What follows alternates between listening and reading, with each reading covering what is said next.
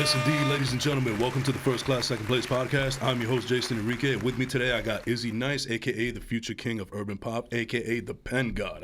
Yeah, that was a great introduction. Hey, man, you're the one that started it. I'm just cementing it, that's all. Word up. Yeah, all right, man. Well, thank you for coming through, man. I appreciate it. Appreciate you for having me. Absolutely, man. No problem. Yeah, I mean, I saw you perform at that event in Sea Caucus a couple of weeks ago, and you shut that shit down, but we'll definitely get to that in a little bit. But for right now, let me start off the interview with the question that I ask everybody that comes on to my show. Tell me the beginning of your New York/Jersey story. Word up. So I was born in Middletown, New York. Mm-hmm. We moved from Middletown to Jersey City in '99. Okay. Me, my dad, and my brother. We lived in the Greenville section, so that's like the hill. Mm. You know, if you're familiar, it's a little rough around the edges over there. You know what I'm saying? Okay. Then we moved up to the Heights after a couple years of living in the Hill, and then I moved over to Union City. Mm. And then when I was 17, I moved back to the Heights, and I've been in the Heights since. And that's where you still reside now? Mm-hmm. Okay, all right. Now I understand that you come from a musical family, like your parents, or I think maybe your father and a whole bunch of siblings and cousins. They were somehow, some way ingrained in music, in some kind of way, shape, or form. Yeah. And was singing and rapping like your first discovery? Was that like your first love, or did you learn like any instruments prior to doing what you do now or anything like that? Yeah, I don't know how to play any instruments. But just my first love was actually basketball. Okay. To believe it or not. Did you think that you were going to try to go for pro or something like that? Yeah, and then I realized that there was probably a height requirement for that. like how short I would have had to have been like supremely gifted, and I wasn't. I'm good at basketball, you feel me? But like as far as like going pro, like you know. Well, it's funny you say that because I'm 5'10", but like I think you have a little bit of like a half an inch taller than me or whatever. So, I mean, I don't know. Maybe just if you held on to it a little bit. Yeah, so once I was like, yeah, basketball is the dream. Was a dream, but it's not anymore. I hit a growth spurt. Oh, I see. And I was like, damn. Isn't it funny how that happens, man? Like, I'll give you the perfect example. So when I started this podcast, my full name is Jason Enrique Madrigal. And when I first started the podcast, I just remember that a lot of people had a lot of trouble pronouncing my last name, Madrigal or Madrigal, or whatever, how you want to pronounce it. So I decided that I would just have my stage name as Jason Enrique, my first and middle name. Next thing you know, the movie Encanto comes out, and they're the Madrigal, the family, and everybody and their mom has seen it. They love it. It's one of the best movies and of the now year. They can pronounce and the now name. They can pronounce it. And it's Golly. like, wow, if I just waited just a little bit, maybe like my success would have been synonymous with the movie or whatever, you know?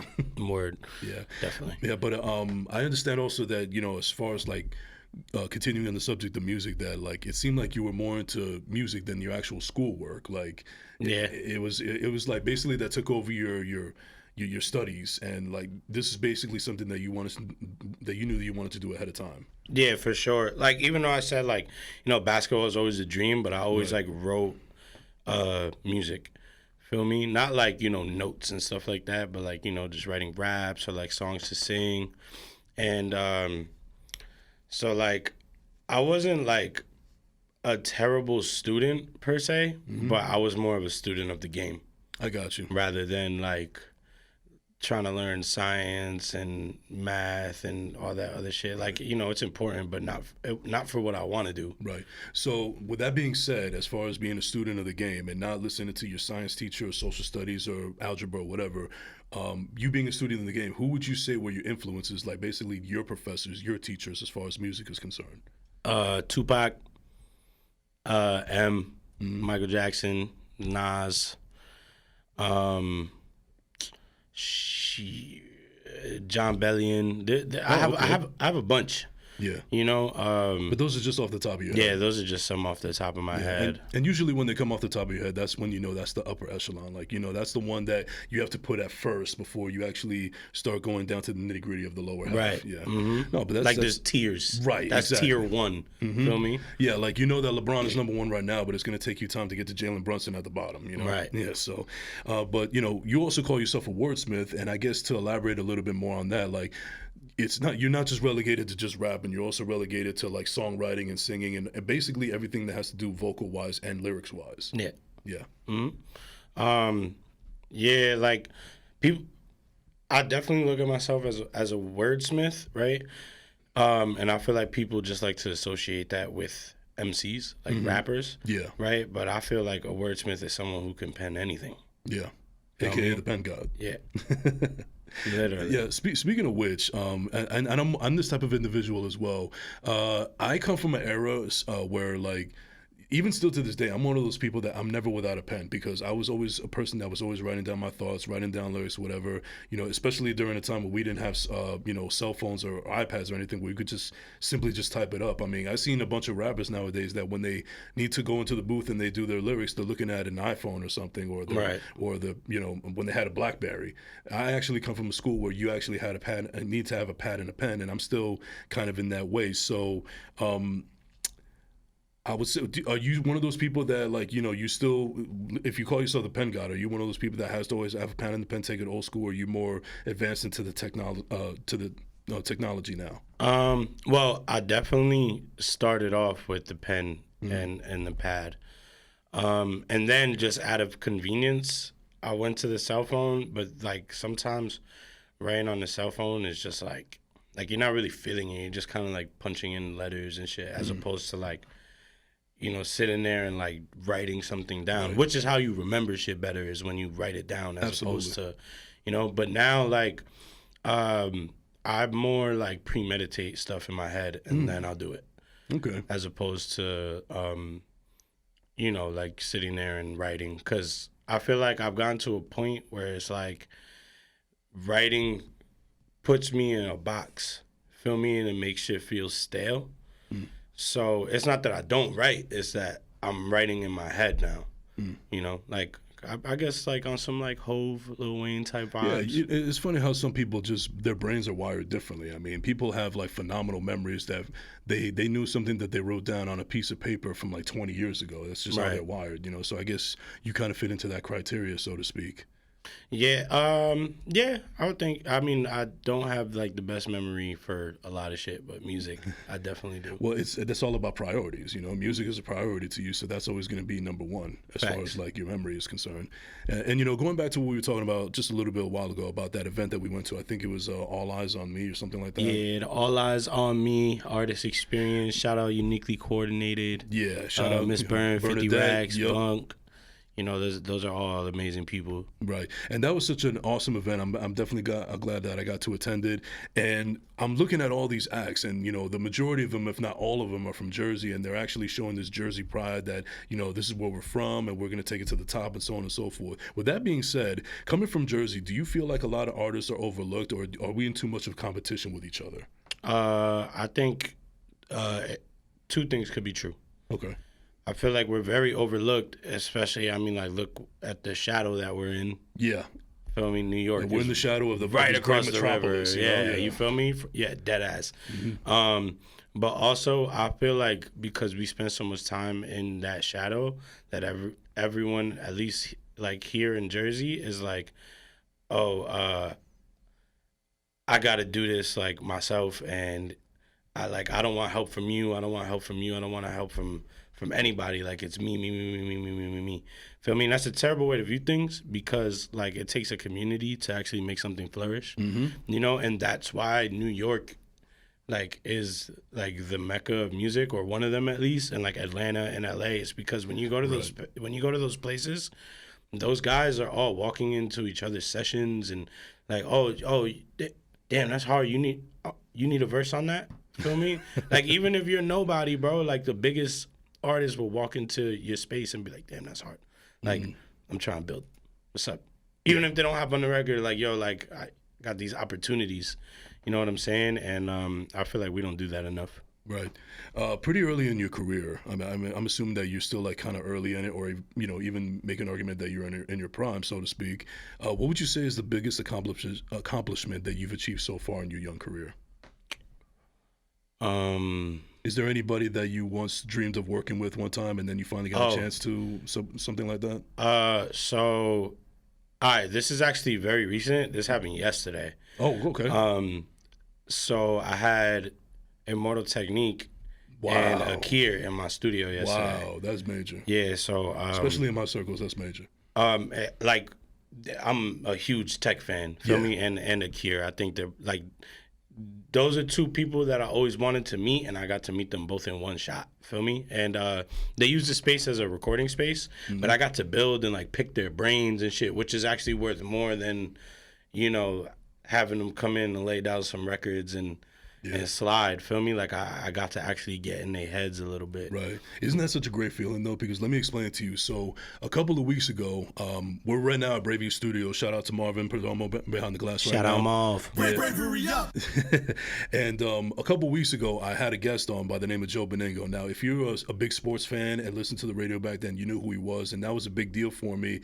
And this is a guy that I've listened to on the radio for so long, and I was always interested in his take. That was my go-to guy to listen to on the radio, especially when I was driving on the road for work. And he's doing his own thing now with his own podcast and everything. And I was able to get in touch with him through my research and my hard work and my perseverance and everything. And then he actually, long story short, got to sit in the chair that you're sitting on right now as I'm talking to you right now. And I thought that was a big accomplishment for me in my young career. So when I get when you have those kind of moments, it's such an amazing feeling. So I can imagine what it was like with you meeting Tech and Akira. Yeah, that I was like, wow, because like I remember listening to their records at like 10, 11 years old. You feel me? Like, and like this was before like, not before like they got popular, but before they got popular with my age range. Yes. You feel me? And so like at one point, a lot of cats were like, "Oh, turn that shit off." Feel me? And then everyone started hearing Dance with the Devil. Dance with the Devil, yeah. And like all of a sudden it was cool. And I'm like, y'all some fucking wannabes, bro. Y'all some I like it because it's cool ass niggas. Yeah. Feel me? Yeah. But yeah. All right, so let's talk about your album, The Worst Love Songs Ever. Yeah. So what I love about this album, personally, is that literally it feels like a record that has something for everybody. Like that's going through some kind of level or echelon of love. Like whether it's a honeymoon phase or the breakup phase or the feeling confused kind of phase, and even the melodies are pretty diverse in itself. I mean, like there's songs that sound like this summer song, some that have like the acoustic feel to it. Therapy. It covers all bases. But to anybody out there that doesn't know the name of IzzyNyce, what song would you say is the best introduction to who you are, as opposed to just saying, "Oh, what's your favorite track off the album?" The best introduction to who I am? Yeah, like if there's any fans out there that are listening and they don't know who IzzyNyce is, what song would you say is the best song to listen to so they know who you are? I would say probably Money Right or Escape. Money Right's track 2 and Escape is the outro. Okay, all right. Those are good songs. My personal favorite actually is Heartbreaker. Because I'm not in that mind state right now of what the song is about, but it takes me back to a time where that was my mind state, and I feel like, especially, and like I mentioned before, it kind of has like a summer feel to it as well. So I feel like if anybody out there who, if you listen to the lyrics and then afterwards, now that we're officially in summer, I feel like that would actually be a summer anthem for a guy who's basically tired of like the love game and actually trying to survive through it while having the best time of his life. Yeah, facts, 100%. I mean, personally, even the way that record came together was kind of surreal.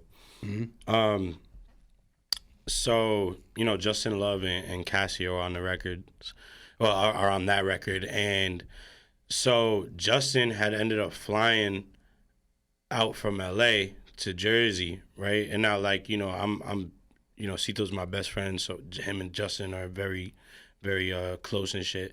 So that's how that connection happened.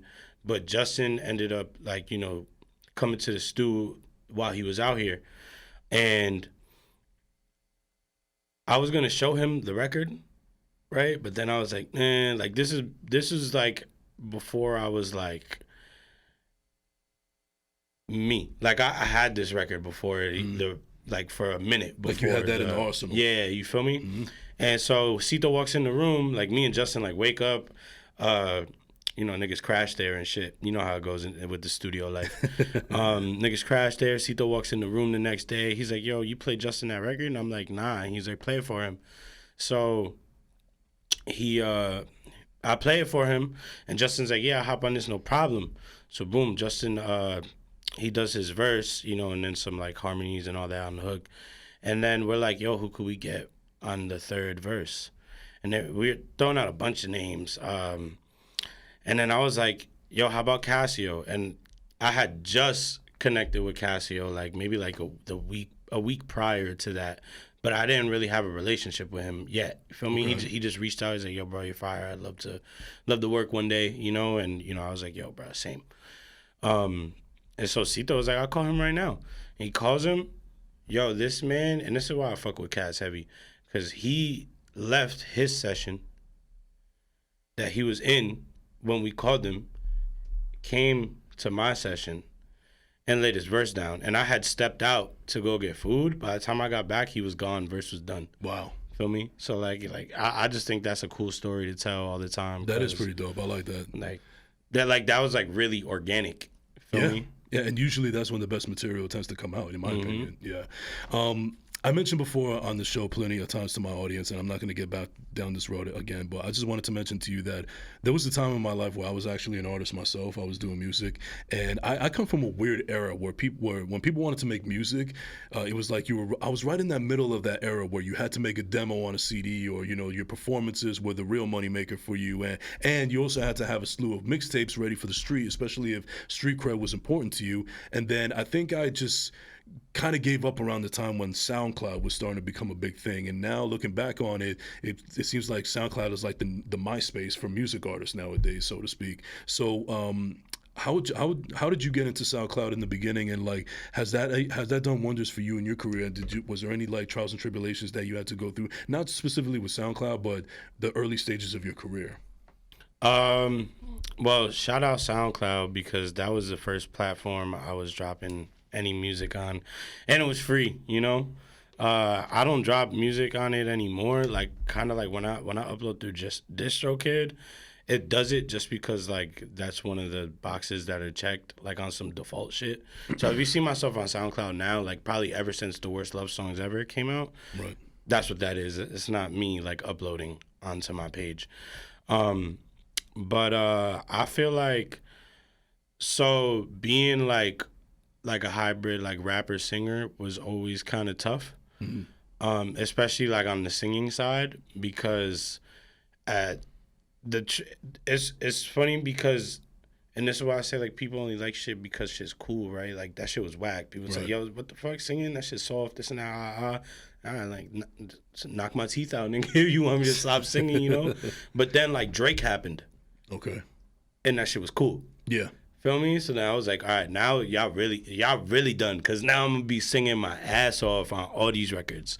And I feel like that was kind of like the biggest thing. It was like people just like trying to like take me out my element, you know, and like, yo, like just like, bro, shut up, bro. Like it's not gonna happen for you. Facts. Feel me? And like now, like, you know, obviously I'm nowhere near like the pinnacles I plan to reach, but like I'm a lot further than where I was. And the same people that were telling me to shut up and that I was never gonna do nothing with it are the same ones that are buying tickets to shows and telling me my shit fire and like posting my shit on they stories and shit. And I'm like, yeah, it's crazy how like everything turns around. Yeah, just that's why you gotta be resilient, you know? Yeah. Now, the very first track on the song is Beautiful Music. And love that song. The first line I love it too. Now, the first line that you said in that song was, "I love you like I love my vinyl collection." With that being said, what would you say are your top 5 vinyl records that you can't live without? Like, God forbid, if there was like a fire and you had to save 5 of everything that you have, which 5 would they be? Definitely, Off the Wall by Michael Jackson. Yep. Miseducations of Lauryn Hill. Classic. Jersey too. Illmatic. That's probably my favorite album ever. Period. Yeah.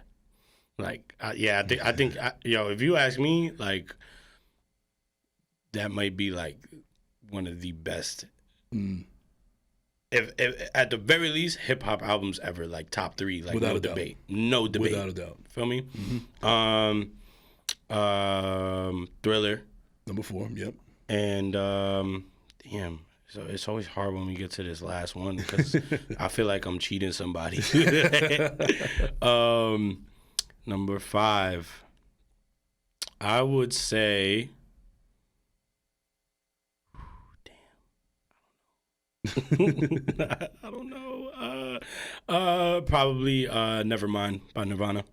Interesting. I wasn't expecting that, but I also like that answer too because you basically showed that with that album and everything that you also mentioned, you're very diverse in your music taste. Yeah, I just love music and whatever sounds good to me, like regardless of genre. Right. And, that's why I actually respect certain artists like Fetty Wap. Like, I know that, people say what they say about him, whatever. But one thing that I've always appreciated about him specifically is that he once said that I don't consider myself a rapper. I consider myself an artist. And it shows because he's done rap records. He's done pop records. He's worked with rock stars and so on and so forth. And I think that that's actually good in the sense that I feel like when it comes to hip hop specifically, and even to an extent R&B, there's too much competition to the point where like none of these acts really last that long. I mean, you look at the Rolling Stones, or you look at I don't know, Elvis if he was still alive, or Beyonce's going to be around forever. Like it seems like other artists from other genres are going to be playing until like look at Bruce Springsteen. He's almost damn near 70, yeah, and he's still tearing it up. Yeah. Meanwhile, you're not going to see any 50, 60, 70-year-old rappers that are up there like actually moving the crowd like they used to. So,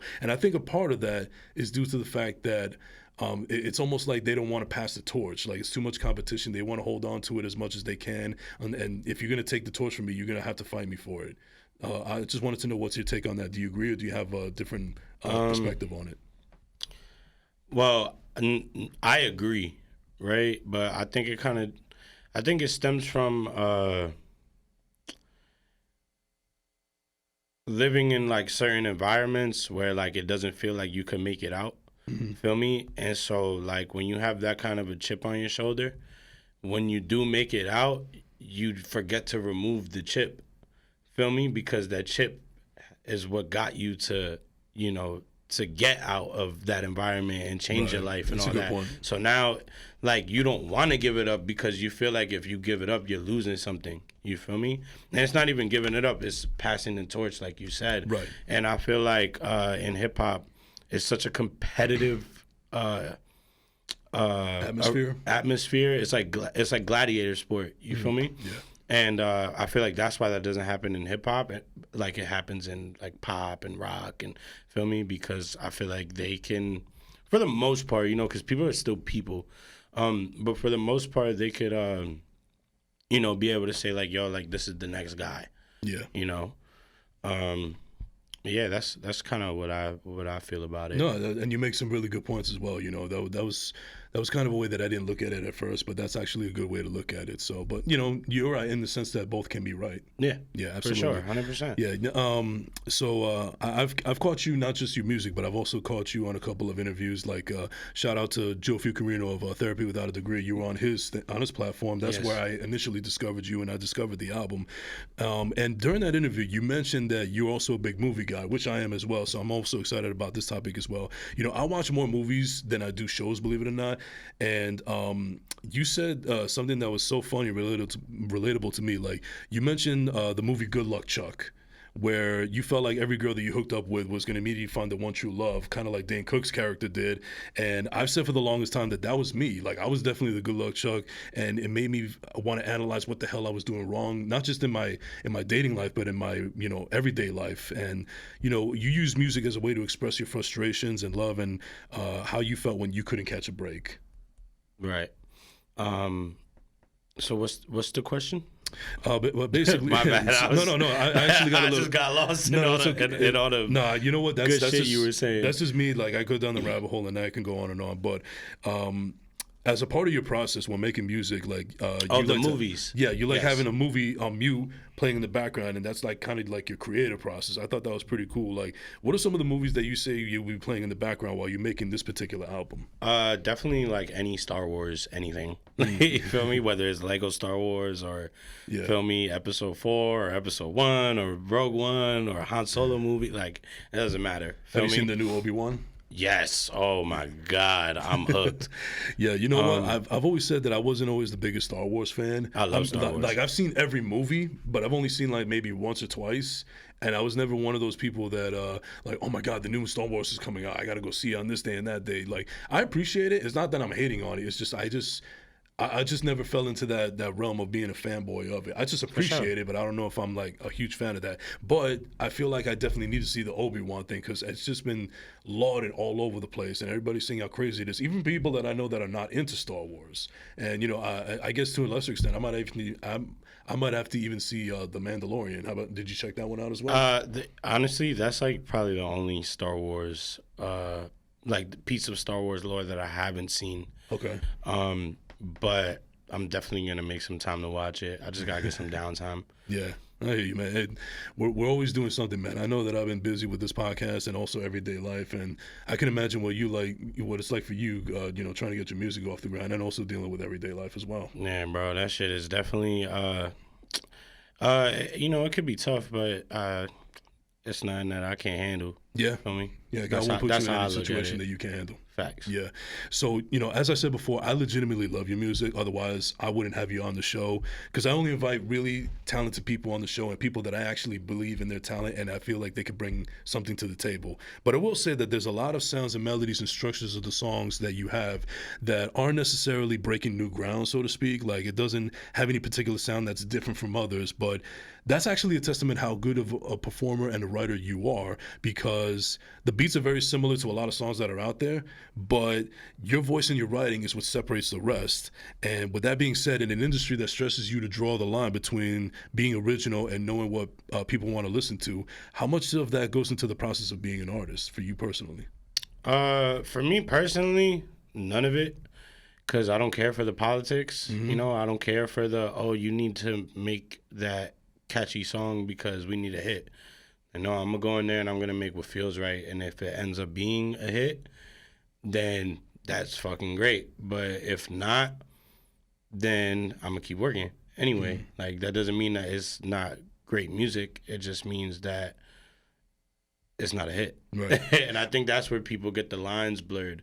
Mm-hmm. You feel me? Because a lot of people are chasing this imaginary thing that nobody even really knows what a hit is until it's one. Yeah.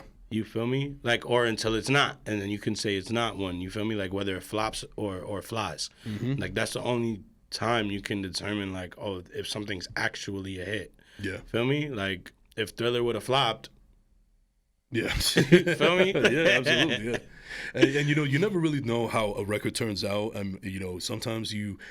Sometimes you really try so hard to try to make it a hit, but then there's other instances where, you just let it be you just doing yourself and it becomes a huge hit. And I think a perfect example is Fat Joe and Terror Squad's Lean Back, because I remember reading somewhere where he was talking about, I like this beat and it's definitely radio friendly, but how should I approach this? And then ultimately he decided, you know what, fuck it, I'm just going to stick to the streets. And even though that, like, if you listen to the lyrics, that's a hardcore, like, hip hop song, like really aggressive and everything. But if you look at the numbers, it's probably one of the most spun hip hop records of all time. In fact, that record was massive, and then Eminem hopped on the remix, and the lyrical content was nothing that was played for radio. Yeah, facts. It just had a catchy hook, and he was just talking some real street shit. Yeah, I come a little bit from a different era of music, like I mentioned before, specifically with R&B, where I still like a lot of the new music that comes out, but there's a part of me that still misses that type of R&B in my era that I would refer to as slow jams, like the type of stuff that you would slow dance to, or appreciate the lyrics about love and what you would do for the significant other and so on and so forth. Like, I don't know if you remember on BET when they used to have that show called Midnight Love, where they just showed nothing but slow songs that you could like make love to or slow dance to. I don't know. I was just missed it or something? Yeah, I think I just missed it. But either way, nevertheless, I remember The Basement. Yeah, okay, all right. Feel me? Yeah. Well, nevertheless, I mean, nowadays it seems more often than not we still have a lot of R&B artists out there themselves, but they seem to come off now as more like thugs with $1 million voices. They don't really come from a standpoint of actually, I mean, in a way they still do, but it's more like they're trying to mix that fine line between being an R&B artist and actually portraying a hard image,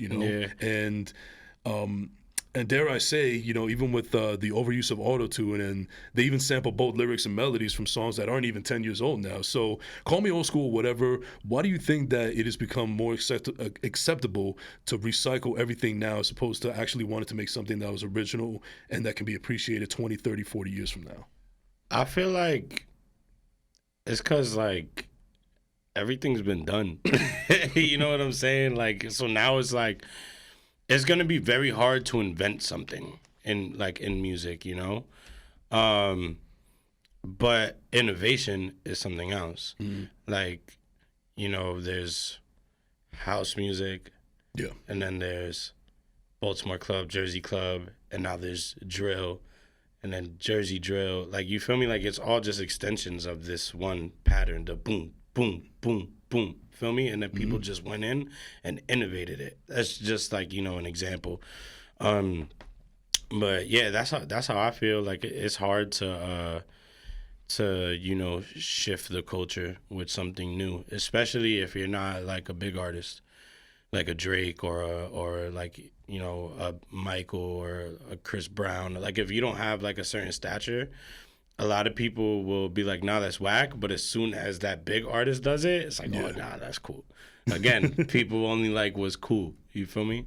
Yeah. That's why people wear trash bags as fashion. You're not wrong about that, man. Yo, shout out Sandro Keys.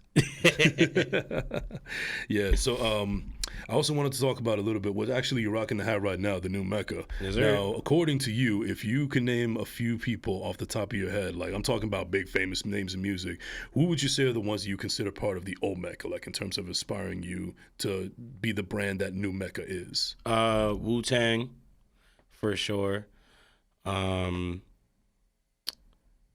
I'd probably say, like, are you talking like in terms of like groups?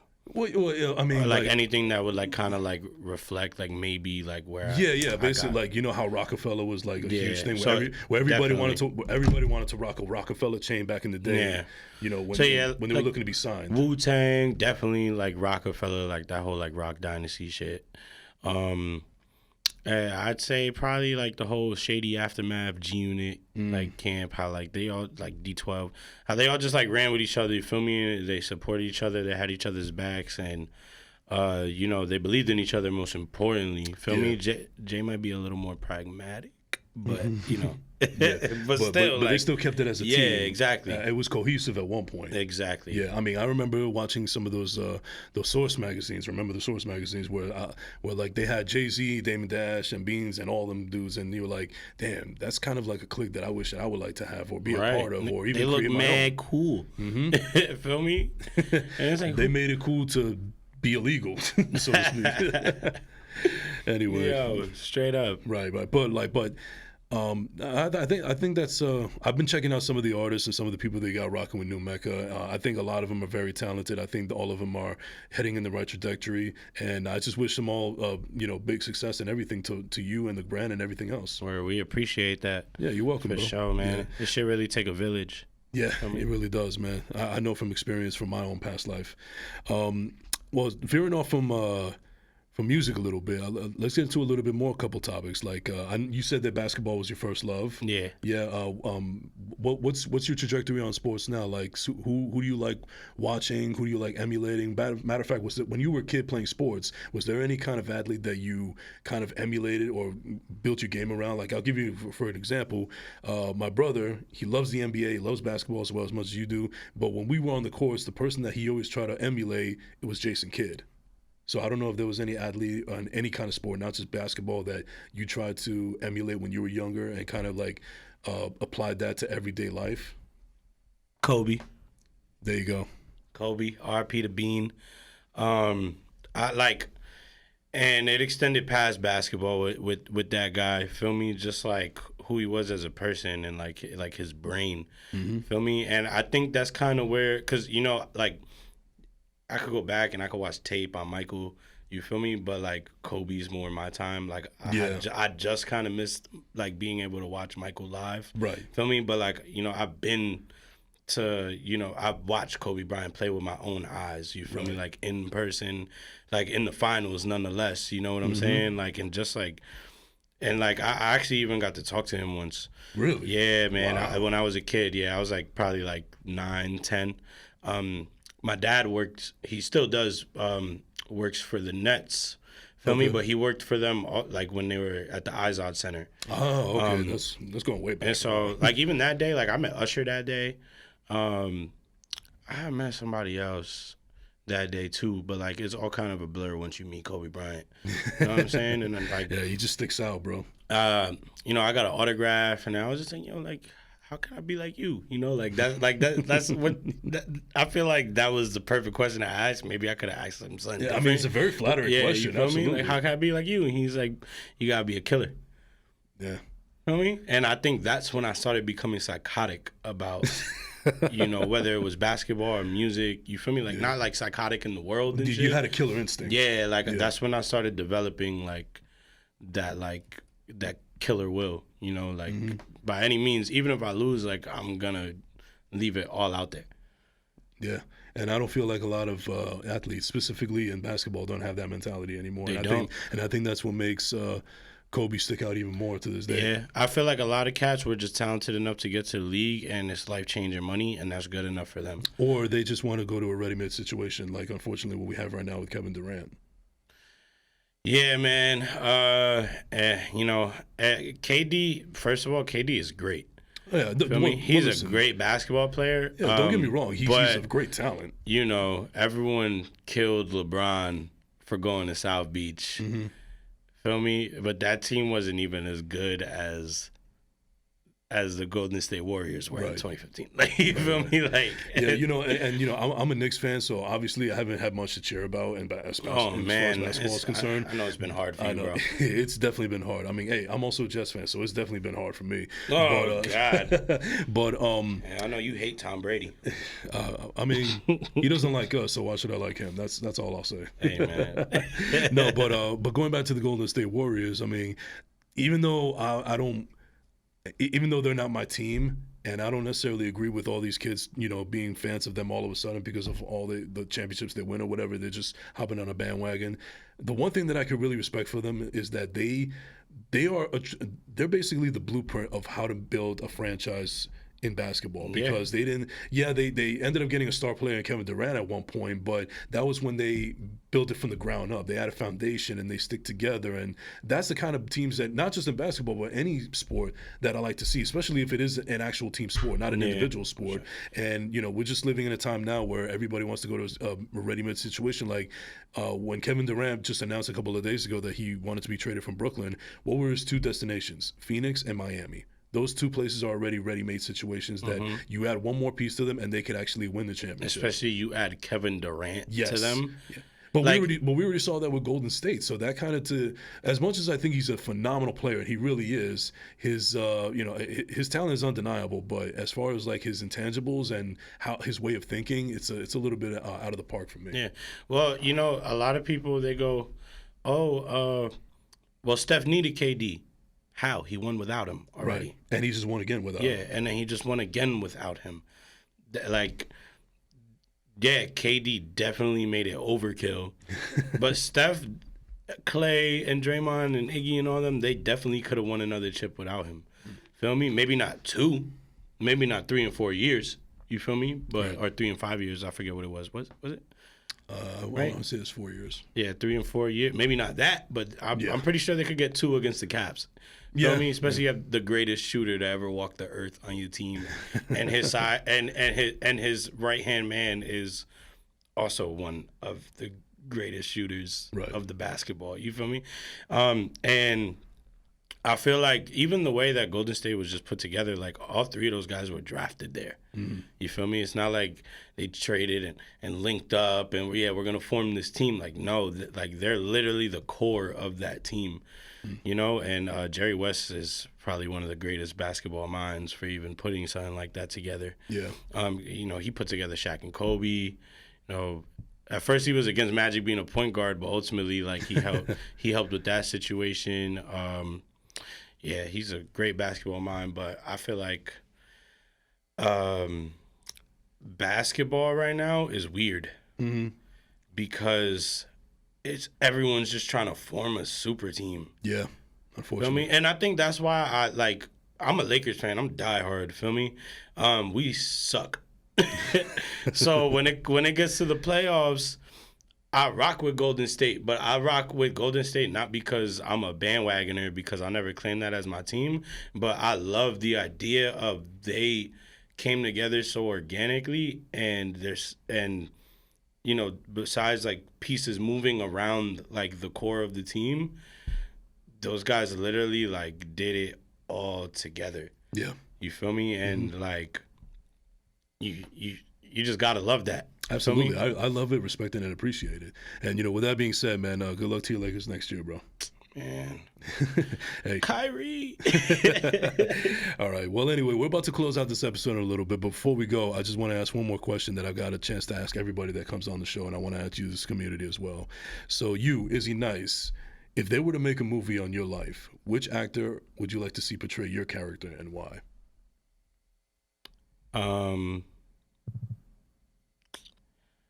Probably Eminem? Yeah. Okay. You know, he might need to go catch a tan, dye his hair, wear a wig or something. Feel me?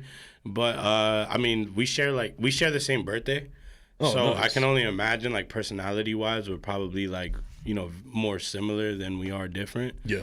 So that's probably why I feel like he would probably be able to like nail who I am. All right, no, and there's nothing wrong with that, and nobody said that answer yet on my show, so you have that title right now. Word. All right, so so before we get out of here, I just have one more thing that I want to say, and you know, I was doing my research, and one of the things that I also appreciate you, just not from a musical standpoint, but also being a wordsmith, is just in general, you know, in the general sense, like you know how to really put words together and actually even say some motivational stuff. So there's something that you actually wrote a while back, and I'm ready back to you. So I want to, it's a great quote, and I want to reflect it back to you so that you can continue on this trajectory on success and love and inspiration and respect and all that.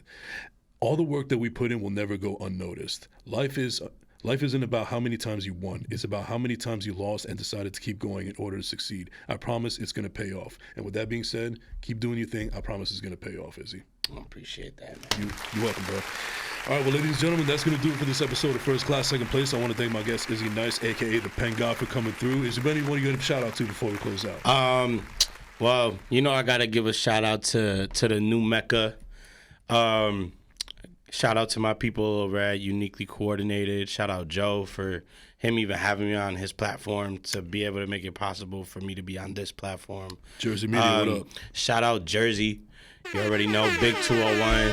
Shout out my 845 family. You know, that's the upstate Orange County area. But yeah, man, it's all love. Nice. And where can they find you on social media? And where can they find the music? You could follow me on all platforms at IzzyNyce. It's spelled IzzyNyce.